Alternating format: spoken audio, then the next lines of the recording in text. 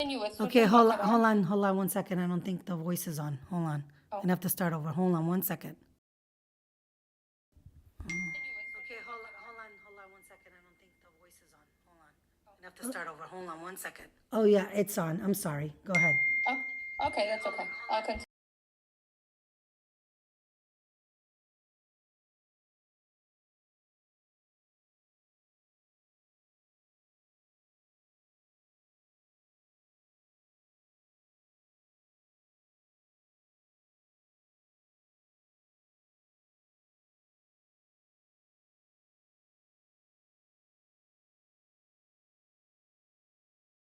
Yeah, I think they can't hear. Hold on. Okay.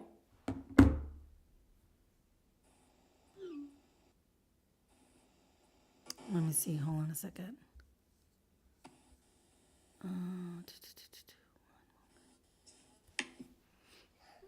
Testing. Whenever you mute, we can't hear anyone else. Okay, so Khatam, maybe just unmute yourself. Okay, yeah, they can hear now. Okay. Okay, good. Okay. Today we're gonna be continuing with Surat Al-Baqarah. We're gonna go through the 3 ayahs, and our speaker is Sister Hanan. May Allah May Allah subhanahu wa ta'ala grant us understanding and allow these reflections to guide us towards better understanding ourselves and our communities. Let us start with the remembrance of Allah and delve into His word. Jazkallahkheir for joining us, and let's begin. طيب السلام عليكم ورحمة الله وبركاته. Inshallah we'll start first of all Jazkallahkheir فداء. May Allah subhanahu wa ta'ala benefit you and benefit all of us with the Quran al-Azim. Inshallah we're going to start with the recitation of the Quran and then the translation inshallah, and after that we're going to say a dua and we start inshallah. May Allah subhanahu wa ta'ala inshallah open for us the hearts, and may Allah subhanahu wa ta'ala guide us to what He wants and what He pleases Him.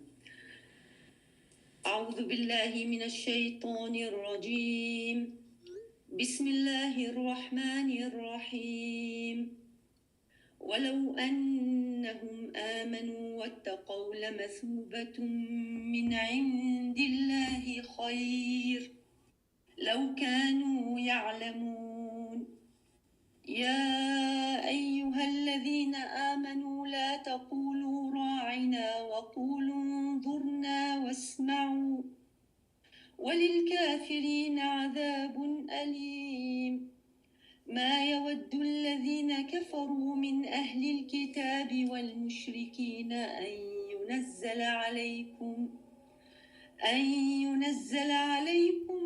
من خير من ربكم والله يختص برحمته من يشاء والله ذو الفضل العظيم.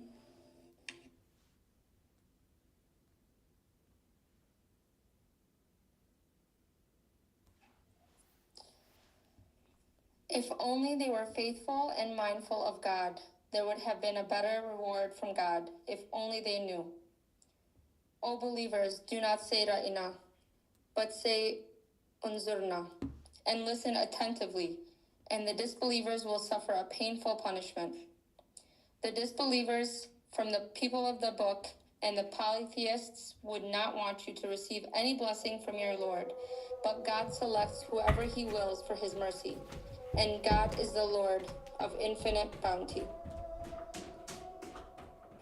جزاكم الله خير. طيب بسم الله الرحمن الرحيم الحمد لله نحمده ونستعينه ونستغفره ونعوذ بالله من شرور أنفسنا ومن سيئات أعمالنا من يهدي الله فلا مضل له ومن يضلل فلا هادي له أشهد أن لا إله إلا الله وحده لا شريك له وأشهد أن سيدنا وحبيبنا محمد عليه أفضل الصلاة والسلام عبده ورسوله. We ask Allah subhanahu wa ta'ala to guide us and keep us firm on the path of guidance. Ameen. Our Lord, increase us in knowledge and help us to benefit from the knowledge. Ameen. O Allah, bestow on us and our soul its taqwa and purify it, for you are the best of those who can, and you alone our own guardian and master. رب اشرح لي صدري ويسر لي أمري واحلل عقدة من لساني يفقهوا قولي وافتح بيننا وبين قومنا بالحق أنت خير الفاتحين. Assalamu alaikum wa rahmatullahi wa barakatuh, sister. Today, inshallah, we're going to start verse 103. وَلَوْ أَنَّهُمْ آمَنُوا وَاتَّقَوْا لَمَثُوبَةٌ مِّنْ عِنْدِ اللَّهِ خَيْرٌ لَوْ كَانُوا يَعْلَمُونَ.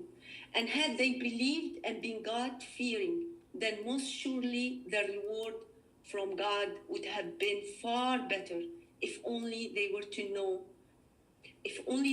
know, and have the knowledge.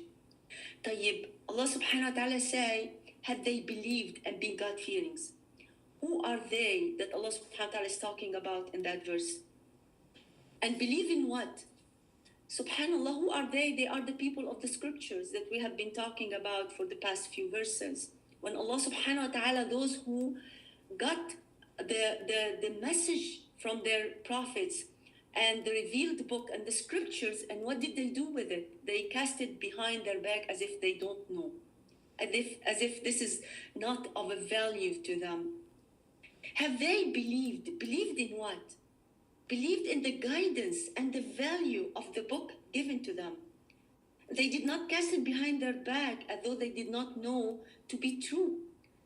Subhanallah, the Prophet alayhi salatu wasalam, every night when he used to make qiyam, he used to say this beautiful munajah between him and Allah subhanahu wa ta'ala, to remind himself of the truth, because we live in such a delusion and in such a deluded world. And the Prophet ﷺ, every night he used to say before he starts his praying, Allahumma anta al-haq, wa wa'aduka al-haq, wa liqa'uka haq, wal jannata haq, wal nara haq. Look at that, he say, oh Allah, you are the truth. And you, anta al-haq, wa wa'aduka, and your promise is the truth. And the day I shall meet you is true. And heaven is true. And hell is true. And then he used to say, and Muhammad al-haq. And Muhammad is true. Subhanallah. The Prophet ﷺ used to remind himself of that every night. To remind himself of the truth that he was sent with.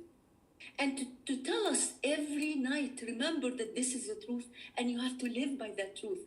Or else you will go astray, or else you will see what happened to the people before us.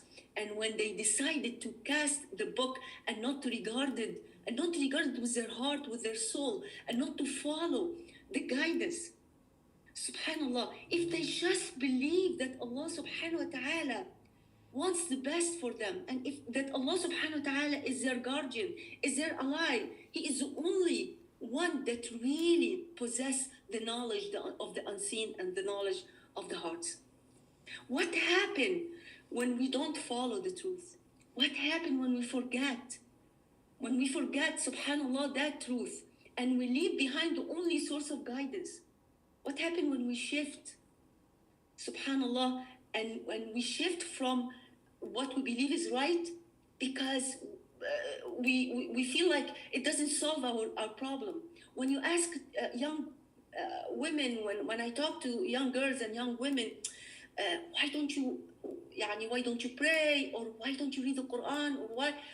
She said, I have a lot of problem, and I don't think the Quran can solve my problem. I don't think the book can solve my problem. And she doesn't see that in this book. So many, they don't see that in this book is their salvation and the answers of their issues and the problem. There was, subhanallah, hadith, beautiful hadith of Ibn Abbas, radiallahu anhu. And Ibn Abbas, radiallahu anhu, at that time, he was a young boy at the age between 8 years old and between 12 years old. This is when the Prophet mentioned that hadith, and Sayyidina Ibn Abbas mentioned that hadith, and he said, I was a young boy riding behind the Prophet sallallahu alaihi wasallam when he said, oh young man, oh boy, I will instruct you in some matters. Be watchful of Allah, be watchful of His commandments, and He will preserve you. Safeguard His rights, and He will ever be with you.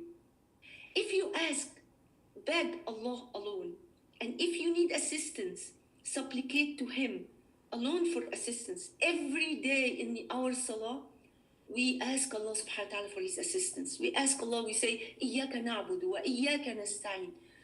You alone we worship, but worship is hard. To be steadfast on the worship is tough. To be among the delusion and among the lies and you choose to do the truth is not easy. Okay? So we say, إِيَّاكَ نَعْبُدُ, and I need your help, I need your assistance. And إِيَّاكَ أَسْتَعِينُ, إِيَّاكَ نَسْتَعِينُ. And the Prophet continued to insert this beautiful belief in the heart of a young boy, which is something we should remember all the time. We should never get tired of always guiding our young man, always enjoying the right, always reminding them of the truth. And he said, "Oh young man, remember that if all the people gather to benefit you, they will not benefit you except that which Allah had foreordained for you. And if all of them gather to harm you or to do harm to you, they will not be able to afflict you with anything other than which Allah has predestined for you to go through in life. The pen has been lifted and the ink has been dried." And this is hadith sahih, hasan sahih. And look at how a person, when you have this belief, when you live by that belief system, what is the level of freedom? The freedom that we can live with, going through life, going through challenges with that belief system. There is another also narration, the same hadith that the Prophet ﷺ continued to say, "And know that what befalls you was not going to miss you. And what missed you was not meant to befall you. And know that what victory comes with patience, and relief comes with distress, and with hardship come ease. Inna ma'al usri yusr." So imagine what the Prophet ﷺ is instilling in that, and engraving in that heart of the young man who's about to grow and become, subhanAllah, facing challenges in life. And imagine if this young man does not believe in that. Imagine in slavery. Imagine what if we don't believe in these scriptures, if we don't believe in these guidelines, what we gonna believe in? What we gonna believe in? What we gonna believe in? What? In the shayateen. If I am far away from the source of goodness, if I'm far away from the source of guidance, then what other sources I'm gonna follow? What other sources I'm gonna adapt? What guideline I'm gonna adapt in life? The shayateen is there. And you see the shayateen are offering their service all the time. They are telling to the people, you know what? You don't see in your religion a protection. You don't see in your religion a way to solve your issue. Come to me. I am going to give you control. I'm going to offer you the dunya. I'm going to offer you the kingdom of this earth. This is what they delude. This is what Iblis did to Sayyidina Adam alayhi salam. He said, should I guide you? Should I guide you to the kingdom? Subhanallah, should I guide you to the everlasting kingdom? La ilaha illallah. And Sayyidina Adam alayhi salam, he forgot that covenant. He forgot that guideline that Allah subhanahu wa ta'ala taught him before he went through the experience of heaven. So Iblis is there to show you mankind another way, to take mankind from the source of guidance, from that fortress that can help and protect them.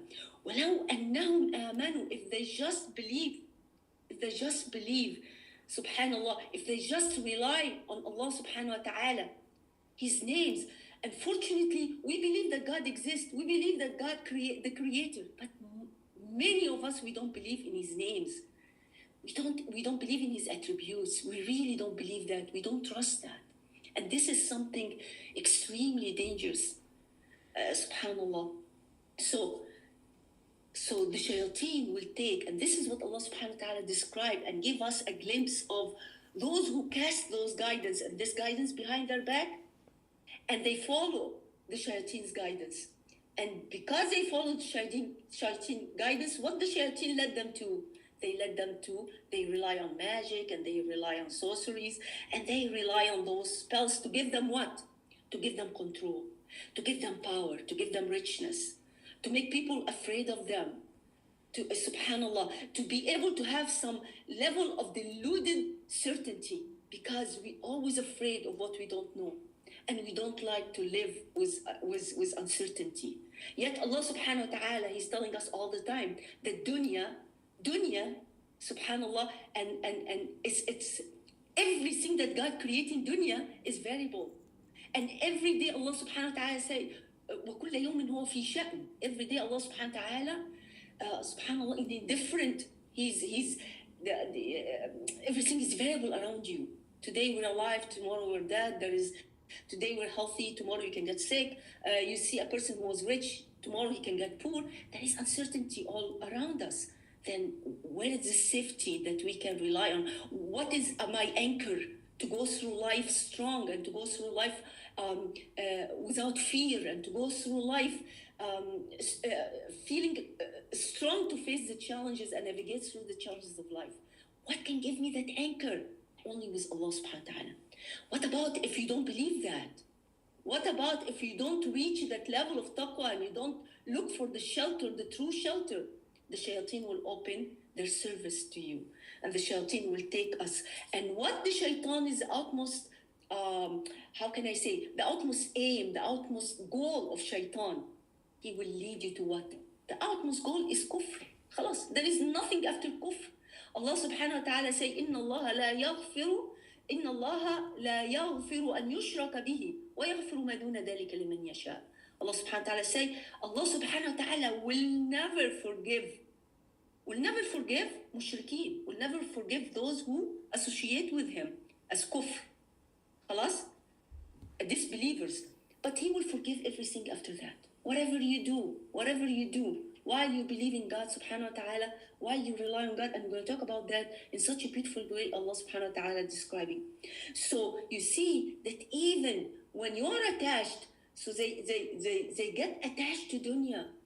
So because they get attached to dunya, and the shayateen, they made them attached to dunya, khalas, that belief is inserted in the heart. And once that belief that I can rely on myself and my power and my money, and they rely on the magic and whatever means the shaitan opened for them, even when God sent angels to show them the awfulness and the scary side of sorcery and magic and spells, angels were sent to show them that awful side and to warn them not to follow that road. Yet they couldn't let go of it. They couldn't let go, and they belied, or they didn't follow. Subhanallah. And here you see that Satan's job is done. Because the aim of Satan is what? Is two things: to create hazan in the heart of the believers in dunya, to create despair, to make you feel lonely, to make you feel in despair of Allah subhanahu wa ta'ala, and isolate you, to lead you into kufr. And in akhirah, what Allah subhanahu wa ta'ala said about those people who follow the shaitan's way and follow sorcery and follow sihr and follow all this magic spells, that now we feel like now we're getting back to it in such speed. In such a speed. Every year you see newscasters, you see new programs, they will bring fortune tellers to tell us about what they predict for the next year, and to tell us about the horoscope, and to tell us about the people, what they're going to face. I mean, it's something that is, one time they brought a person, and you hear that she said this person will divorce that two actors, they will get divorced, and it's such mind, you cannot believe that people can have the audacity to say that and to do that, and people will believe them. But it's true, they do believe. People do believe. And this sihr is only can lead to what? To hellfire. And I remember, La ilaha illallah, there was one time a story about, and I heard it myself. I was watching the fatwa on TV, and a young man called the sheikh, and he told him, Ya sheikh, my mother went to Hajj. Look at that, my mother went to Hajj. But what's happening, that it was so weird that she did not see the Kaaba. Listen to that. she did not see the Kaaba. So the Sheikh told him, what do you mean she did not see the Kaaba? Did she went into the Haram? He said, yes. He said, did she went around tawaf with people? She said, yes. She felt herself pushed with people, but she did not see the Kaaba. And the Sheikh was, he couldn't speak. He was speechless. And he said, let me ask you, what your mother used to do? So the young man started to tear up and he started to cry. And he said, my mother, she was a nurse. And she will work with a sorcerer. He will give her stuff, يعني عمل, like packet, like papers that is written on its stuff, and he will ask her to put it inside the mouth of a dead man before they bury him. And because she was a nurse, she had an access to the bodies, and she will insert that amal of a sihr inside a dead body. So no one will be able to find it, no one will be able to recover it. So the sheikh, he looked down and he said, this is الجزاء من جنس العمل. يعني إيه؟ يعني what Allah subhanahu wa ta'ala, her reward of her affliction came from the same kind of deed she used to do. Why? Because the sihr. What is a sihr? A sihr is a deception and delusion of what? Of it, the eyes. The sihr does not change the essence of things, but it works on the deception of your eyes, a deception of what you see. And Allah subhanahu wa ta'ala show us that in the story of Sayyidina Musa alayhi salam and the magicians. When Allah subhanahu wa ta'ala, he told us in Surat Al-A'raf, ayah 116, when Sayyidina Musa alayhi salam said throw, when they came inside the magician in the palace of Pharaohs and they had ropes and they threw the ropes, what Allah subhanahu wa ta'ala say? So when they threw down what they had, they bewitched the eyes of the people and terrified them and came forth with an awesome sorcery. So you look at what is sihr. Allah subhanahu wa ta'ala describes sihr is a deception of the eyes. It makes you see things that it's not true. It makes you, subhanAllah, it works on the senses, but it doesn't really change the essence of things. And when I was reading that, subhanak Rabbi, I remember sometimes things that happen to us at home. Every one of us goes through that every day. You look for your phone, you look for your keys. And you say, I put the keys here, and you go around and you go around and you go around for 5-10 minutes, and you get frustrated and you get angry. And then you say, Khalas, I cannot find it, subhanAllah. And you start to say Askar, and you say As-Salah ala Rasul. And then suddenly you see it in front of you on the table. And this is a kind of tricks that the shaitan and jinn that is all around us, they play on you to get you aggravated, to waste your time, and to deceive the eyes. And this is exactly, subhanAllah, the way the shayateen works. وَلَوْ أَنَّهُمْ آمَنُوا وَاتَّقَوْا. Allah subhanahu wa ta'ala say, if instead of disbelieving, they believe and they fear that day they will face this huge punishment in the hellfire, subhanAllah, and seek shelter in dunya, instead of being far away from Allah subhanahu wa ta'ala, لَمَثُوبَةٌ مِّنَ اللَّهِ خَيْرٌ لَوْ كَانُوا يَعْلَمُونَ. What mathuba mean? Mathuba, it comes from the roots of thaba. And thaba mean come back.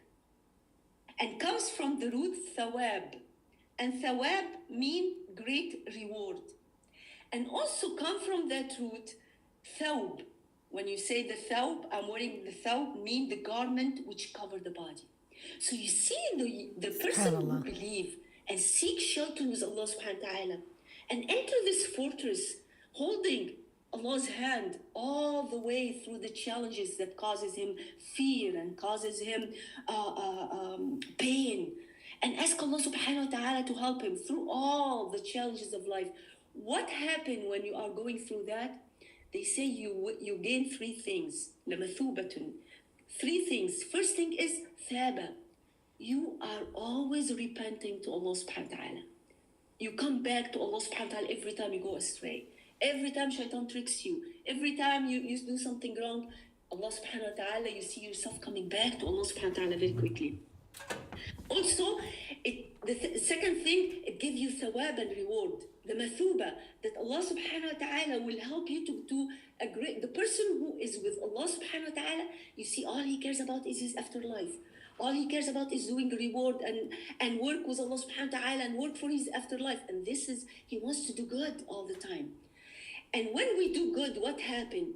You have this thawb. Allah subhanahu wa ta'ala, when he talks about taqwa, when he sent Sayyidina Adam alayhi salam, he said what? He said, go down and you will have libas al-taqwa, and you will have, I will cover, Allah subhanahu wa ta'ala said, we will cover you, your body with thawb. And the thawb cover the body and protect the body, physically the body, from cold and from hot, and protect your awra. Subhanallah, so no one can see your awra. Sah? But the thawab and the reward also covers and protect the heart from the diseases. Protect your deeds from your afterlife from being punished with hellfire. So you see, the mathubatun mean that you in dunya you are taking always going back to Allah subhanahu wa ta'ala. You have always worry about your akhirah, so you have the thawab, and you have the thawb that protect your body and the good deed that protect your heart from diseases of the heart. And this is Allah subhanahu wa ta'ala saying, لَوْ كَانُوا يَعْلَمُونَ. If they just were able to have this knowledge, they had the knowledge and they let it go. They had the knowledge and they didn't protect the knowledge. We think, I was just hearing the khutbah of Jum'ah, and this amazing sheikh, he was talking about how people look at strength and the measure of strength that human being look at, or the people with very low knowledge, or the ignorant people look at. They think. So he was saying that people look at money as a way of strength, as the ultimate strength. It's something that gives us power. And he looks at the physiques. People look at the person who is tall and big and muscle man as being strong and have strength. But they don't understand that only power can come from the knowledge. Only power can come from the knowledge that can transform a challenge into a peace of mind. Imagine when you look at people in Gaza, masalan, and Allah subhanahu wa ta'ala give us an example of people around us. The woman, when she lose her son and her husband and her everything, all the what we call the stability that give them stability in life, and she say, Ya Allah, as long as you're pleased with me, I don't care. They are willing to transform something so tough and hard and can make anyone collapse into something that gives them strength and willing to stand up and try again and be with Allah subhanahu wa ta'ala. This is the knowledge. What can give them the strength? Knowing that Allah subhanahu wa ta'ala will reward them. Knowing that Allah subhanahu wa ta'ala is with them, that He will compensate them. Knowing that Allah subhanahu wa ta'ala will rejoin them with their loved ones. That Allah subhanahu wa ta'ala never let go of His believers and those who believe in Him and rely on Him. And this is knowledge that no one else can have except the people of scriptures. لو كانوا يعلمون. And this is something only Allah subhanahu wa ta'ala is capable of. طيب. Then Allah subhanahu wa ta'ala, the next ayah, what Allah subhanahu wa ta'ala, ayah 104 say, يا أيها الذين آمنوا. Now, يا أيها الذين آمنوا, now we say what? We see that Allah subhanahu wa ta'ala now is giving a command. He's talking about يا أيها الذين آمنوا, or you who believe. The scholar, they do say, every time we say, oh, you who believe, that means that there is what? There is a commandment. Allah subhanahu wa ta'ala is not addressing all human beings. He addressing you and me, and I hope we are among the believers. Those who believe in Allah subhanahu wa ta'ala, who believe in the book, those who choose Allah subhanahu wa ta'ala and choose everything that comes out of Allah subhanahu wa ta'ala, everything that He sent and revealed. Not choose, pick and choose. Copy and paste here and there. I will do this thing and I don't do that. I can practice that, but I don't believe that this is for me to practice. I don't believe that this is fit for my age, for my time now. This was 1400 years ago, 1500 years ago. So the scholars, they do say, once you hear or you believe, give it your hearing, give it your ear. Listen carefully. Allah subhanahu wa ta'ala say there will be a commandment a taklif for those believers. He said, لا تقولوا راعنا وقولوا انظرنا واسمعوا. Do not say to the Prophet Ra'ina. So here you see that Allah subhanahu wa ta'ala, what does he say? Don't say. خلاص? So our religion is not about only limited to what's lawful and what's not lawful. The people, the Jewish community during the time of the Prophet ﷺ, when they meet the Prophet ﷺ, they used to say Ra'ina. Ra'ina in the Arabic language mean what? Pay heed to us. Take care of us. Like the Prophet ﷺ, when he said, كلكم راع وكلكم مسؤول عن رعيته وكل مسؤول عن رعيته. All of you are ra'i. All of you are guardian. All of you are protectors to what Allah subhanahu wa ta'ala has been giving you, and all of you will be questioned and accountable for what Allah subhanahu wa ta'ala has blessed you. You're going to be questioned. So ra'in in the Arabic language is not a bad word. But subhanallah, only Allah knew that in the Hebrew language it was a very bad word that has been used to make fun of the Prophet, peace be upon him. It was inside joke. When you have an inside joke between your friends and a third person is standing. When we came here 30 years ago, we didn't understand, the slang language. We didn't understand the inside jokes.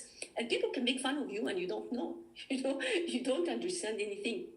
I remember when I put my kids in Islamic school, and this was funny, how people change the meanings and change the asma, and how this is a tool of shaitan to make people either accept things that they will never accept otherwise, or delude people to believe that this is good or bad. And you see, when I was here and put my kids in Islamic school, I used to hear the kids, talk about this. They used to say the word, excuse my language, pimp. So they used to say, oh, this guy is pimp. And I didn't know what that word mean. So I went to the dictionary, an open dictionary. At that time, we didn't have Google. We just had dictionaries. So I opened the dictionary to find out the meaning of that word, that the kids kept on repeating it. And when I found out the real meaning of it, I got so scared. I called my friends and I called the people. I was in the Mothers Club at that time. And I called all the members of the Mothers Club because I said, there is this guy inside the school that they call him pimp. And look at that. And how come we don't know about him? And I was extremely angry. And as soon as I finished my sentence, my friends started to laugh, and they say, Hanan, you don't understand what this word means. This word means that this guy is handsome, that this guy is strong, that this guy, they look up to him. Look at the distortion. This is a distortion of the names. When we use names not in the right context and not what is supposed to be used, how can you protect yourself? And how can you and other names, like how they, for instance, change instead of let's do zina. I always tell the kids, imagine if somebody tell a girl, let's go and do zina, let's make zina, instead of let's make love, for instance. Imagine how they beautify the sin and make it appealing to you to do it, and even play with your mind that this is something for you and this is something beautiful. And every one of us need that feeling of being loved and feeling to love, and I want that. Yes, I want that. But the shaitan will change the names and change his meanings. And this is what the Jewish community at that time did. And unfortunately, the Muslims started to imitate them and we started to call the Prophet ﷺ Ra'ina, like the Jewish community. So you see, even though Ra'ina, it was not a bad word from the Arabic text, but still it was not permissible in itself, because It's imitating the people that makes fun of our Prophet, peace be upon him. And you see here, Allah subhanahu wa ta'ala is teaching the Sahaba and the believers and teaching us the etiquette of talking to the Prophet ﷺ. And the respect we should address the Prophet ﷺ with. And this is something that Allah subhanahu wa ta'ala looked at it extremely in such a high level, because the Prophet ﷺ has a high rank with Allah subhanahu wa ta'ala and all the prophets and the messengers alayhim salatu wassalam. And the Prophet and Allah subhanahu wa ta'ala say, don't say that. It's not permissible to say that. And don't imitate others without understanding what does it mean. And don't imitate blindly people who they don't have the same religion or the same belief as you do, which is something we should pay attention to. We should not imitate blindly others. And Allah subhanahu wa ta'ala in the next ayah, He's telling us and He reveals us what's in the heart of people, because we don't know what's the heart in people. You see a person smiling and you say they are kind and they are good, and we don't know what's inside their heart, what they plan inside their heart for us. So you see Allah subhanahu wa ta'ala is directing the Sahaba to address the Prophet in a respectful way. And this is a huge etiquette that Allah subhanahu wa ta'ala is also guiding us to. And not everything, حتى if it's not haram and halal, our religion is not only about teaching us only about haram and halal, but our religion also teaches us etiquettes and conducts, even if it's permissible in itself, how we should be respectful to parents, how should we be respectful to elders. The Prophet ﷺ, these kind of etiquettes and conduct and respect, it's something that we are encouraged as Muslim to teach our children and to apply it ourselves to. Even though we say it's not haram to sit down when another person is standing. It's not haram, it's even if it's permissible. Allah subhanahu wa ta'ala wants us to have this kind of etiquette. خلاص. And then Allah subhanahu wa ta'ala say, لا تقولوا راعنا. And He gives them another word, انظرنا. انظرنا in the Arabic text almost the same meaning as راعنا. Allah subhanahu wa ta'ala gives them exactly the same meaning, but not the same the same words. Why? Because the other words has a different, you are as if you are including in that, as if you are including in the disrespect of the Prophet alayhi salatu wasalam. And He said, وَاسْمَعُوا لا تقولوا راعنا وقولوا انظرنا واسمعوا, and listen to your Prophet. Don't give him hard time. Don't make him repeat things. The Prophet ﷺ, in one of remember when we had this beautiful dua that the Prophet ﷺ mentioned when he was coming out of the Ta'if. All of us, we know the seerah of the Prophet, when he was thrown stones when he went to deliver the message in the city outside Mecca, in the Ta'if, and they really mistreated him, sallallahu alayhi wasallam. And he said this beautiful munajah, this beautiful, how can I say, it's not a kind of dua, but it's a kind of a whisper between him and Allah and his creator. What did he say? He said, oh Allah, I complain to you I complain my weakness. إليك أشكو ضعف قوتي وقلة حيلتي, and my lack of resources. I don't have resources to be able to deliver this message. And then he said, وهواني على الناس, my insignificance to mankind. And when I heard that dua, wallahi, it's something that breaks your heart. That the Prophet ﷺ is insignificant. And this is something we should ask ourselves every day. Who is a prophet to me? Is he insignificant to my life?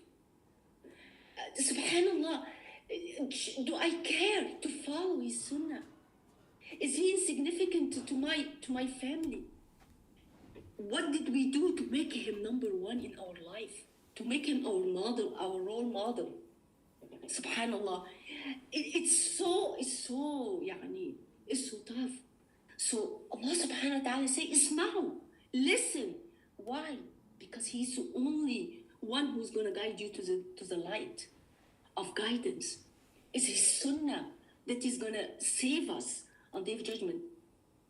Who is he to me? Who is he to my family? Who is he to my dunya? Who is he to my akhirah? You see, Sayyidina Umar ibn al-Khattab, when the Prophet ﷺ said, لا يؤمن أحدكم حتى أكون أحب إليه من نفسه وماله وأهله. Subhanallah, so the Sayyidina, أو ما قال كما قال النبي صلى الله عليه وسلم, I don't have the hadith in front of me, but the Sayyidina Umar ibn al-Khattab, what did he say? He said, Ya Rasulullah, the Prophet he said, none of you shall attain the true faith, the faith that can really, really save you in the time of hardship, the faith that can make you understand what dunya is about, make you steadfast, this kind of faith in the heart that is stable. You're not going to attain that until I become more dear to you than yourself. Who can love a person more than themselves? Wallahi, it's so hard. It's almost impossible. Khalas? And Sayyidina Umar was truthful with himself, and he said, Ya Rasulullah, I love you more than my family, my children, my money. I love you, but I cannot love you more than myself. How can I love you more than myself? He said, then Ya Umar, not yet. That faith is not really inside your heart yet. That faith that can make you strong is not there yet. Subhanallah. So Sayyidina Umar radiallahu anhu, he left the Prophet ﷺ and he started to talk. And then to talk to himself, and then he went back and he said, Ya Rasulullah, al-an, now Ya Rasulullah, you are better to me than myself. He said, al-ana Ya Umar, now Ya Umar, you are. Now you are attaining that faith that can keep you strong through hardship and through the navigation of ordeals in life. So Sayyidina Abdullah ibn Umar, his son, he went to his father. He said, Ya Abati, how did you do that? How did you flip? How can you flip? It's not a switch. But Sayyidina Umar, how he did that? By facing the truth. By saying to himself, how is the Prophet ﷺ, who's going to save me on Day of Judgment? Me? My kids? My family? Or Rasulullah ﷺ? Who is the most beneficial to me in dunya and in akhirah? So I discovered that no one will benefit me except the Prophet ﷺ on Day of Judgment, and his intercession for me, on behalf of me to Allah subhanahu wa ta'ala. And subhanallah, he is the one who's going to save me. So I said, he is more worthy to love more than myself.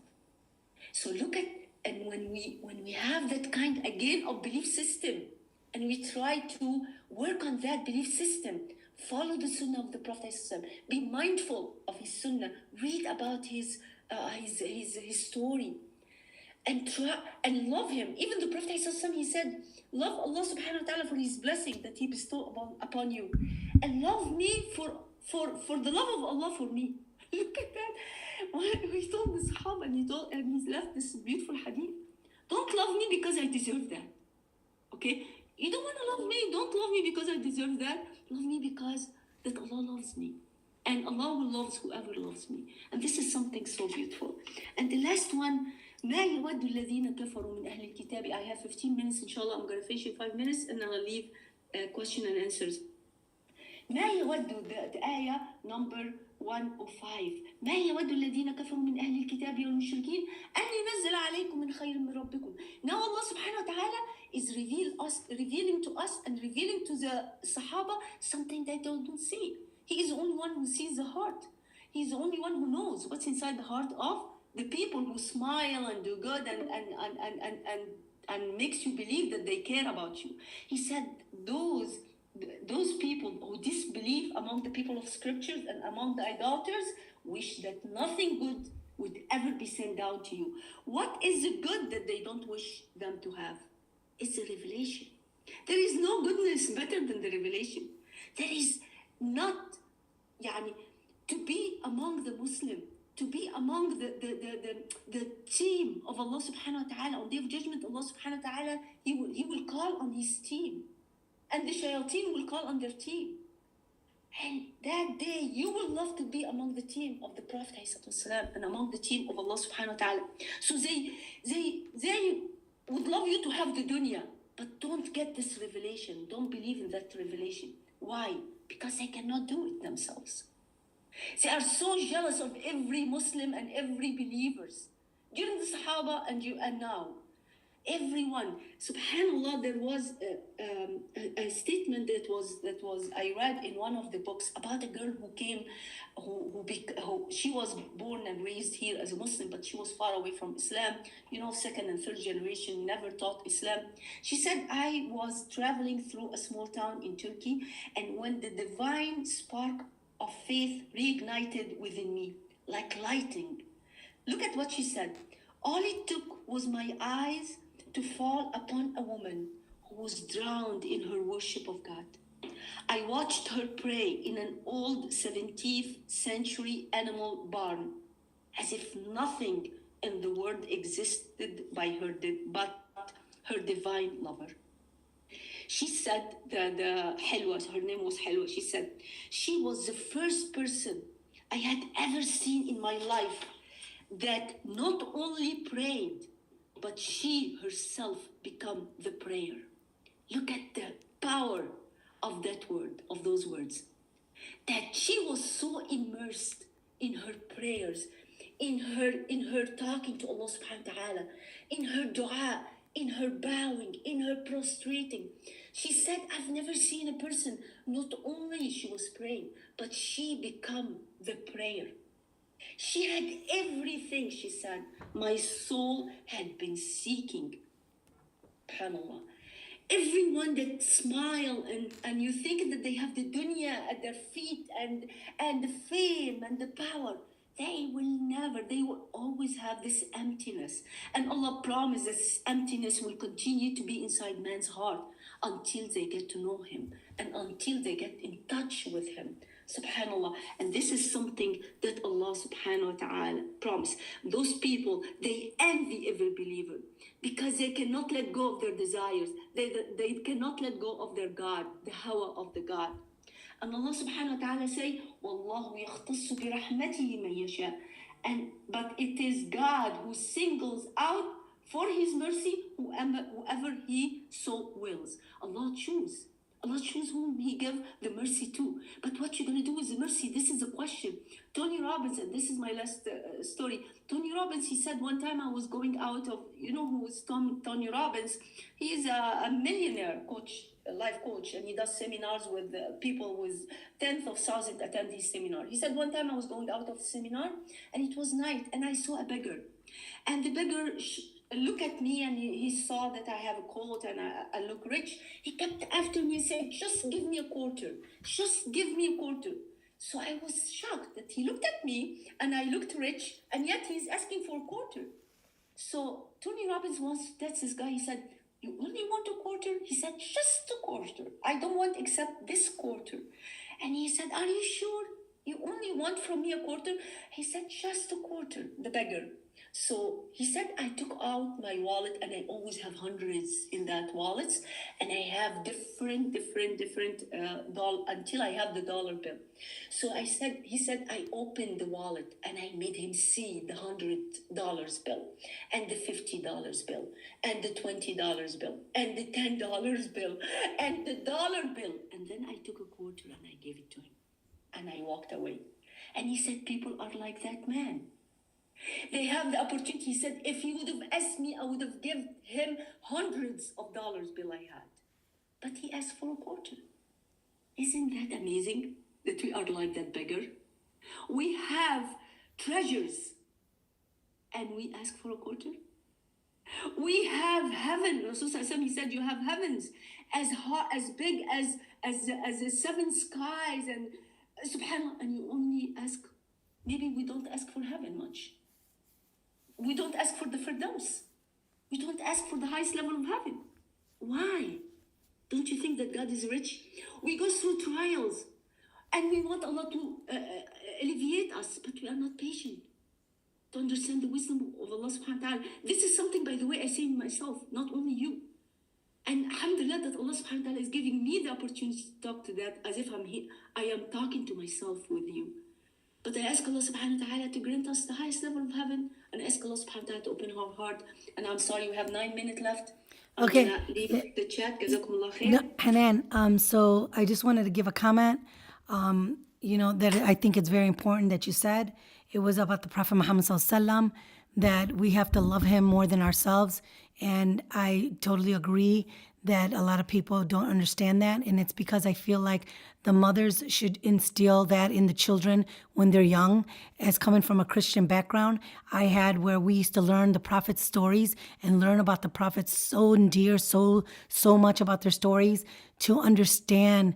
So their hardship of giving us the message so that we can love them. And I feel like nowadays in this day and age, we don't do that. And it's because they're so enwrapped in with work, the mothers or the fathers, and they don't have time for the children to give them. They depend on other people like the schools or whatever, if it's Islamic school, whatever. But in reality, they should sit them down and teach them of the life of the Prophet Muhammad Sallallahu Alaihi Wasallam, tell them how much he loves them, why he did what he did for us. And because even as a Christian coming to Islam, that was hard for me to accept, only because, you didn't want to go and worship Muhammad Sallallahu Alaihi Wasallam. I wanted to worship Allah. I didn't want to fall into that trap before of just giving worship to Isa alayhi salam. But in reality, when I found out why I love the Prophet, why do you love somebody? It's because you love them. Why? Because you love and admire somebody that has attributes that are the most high. And when you get that he is the most trustworthy. He's the most, who do you admire? People admire nowadays that are trustworthy, that are so amazing, so like inspiring. And when you see that in who is the highest in that is the Prophet Muhammad Sallallahu Alaihi Wasallam, then you're going to love him. You're going to love him more than yourself. And that's when I got that. I agree with you, and it's a very good point. Inshallah, that will help with the... It will help a lot. Yeah, inshallah, that will help with the parents to hopefully put that in them so they don't admire like this dunya actors or dunya NBAs or dunya basketball players, football players, whatever it is. I feel like that's very important. But we're gonna end that with that. You did an amazing job, mashallah, tabarakallah. We had beautiful outcome, viewers. If we have 7 minutes left, so if there is any question, we can answer that. And if that wants to do a comment too, that would be amazing.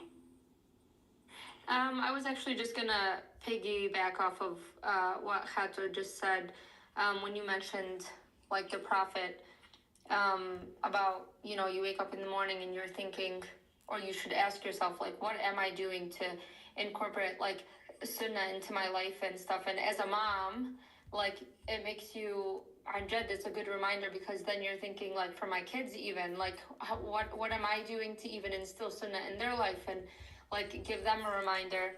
So like, it's a good reminder for even everyone viewing right now, that even if it takes, like for this podcast, for example, if it takes you 2 minutes or, it takes you a second to put headphones on and listen, because out of sight, out of mind. So if you're just listening every week, once a week, it's a good reminder to just, to have, because if you don't have it, you just kind of don't think about it. You don't remember.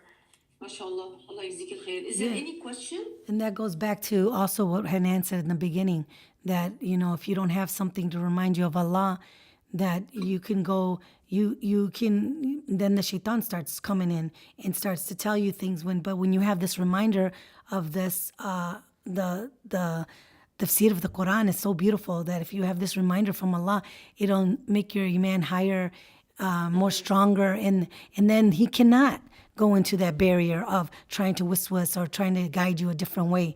So, mashallah, Hanan, that was such a good point. We had a question, but honestly, yes. I think we're going to have, if we can just answer it really quickly, because we need to finish before we get cut off, and we would not like to get cut off. Okay, let's do this question really quick. Why do you think it's hard for some people to be happy for others' success, and how can we learn to be more grateful and accepting? Hanan? Hanan? We can't hear you. Maybe you muted yourself? Hanan? We could leave the question for next week if... Yeah, I don't know what happened to her. She might have froze. Okay. We have 4 minutes left, so maybe do you want me to just wrap up then? Yeah, And leave the question for next week, inshallah. inshallah. All right, so I guess that wraps up today's episode. We hope you found it beneficial and enjoyed tuning in. Your feedback is always welcome, whether you have questions, comments, suggestions. You can feel free to share the live. Email us at any time. Our email is Al-Muminat Podcast at gmail.com. Don't forget to continue sharing our podcast with others. You get the hasanat for everyone who listens after you. Our aim is to guide and enlighten our ummah. And a special thanks to Sister Hanan for hosting today. May Allah reward you. Thanks again for listening. We look forward to having you with us in our next episode. And until then, take care and stay tuned. Assalamu alaikum.